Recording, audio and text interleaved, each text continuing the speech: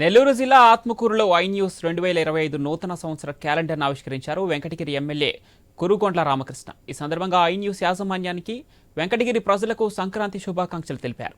ప్రజా సమస్యలను పరిష్కరించేలా వాటిని ప్రస్తావిస్తున్న ఐన్యూస్ ఛానల్ను ఎమ్మెల్యే అభినందించారు.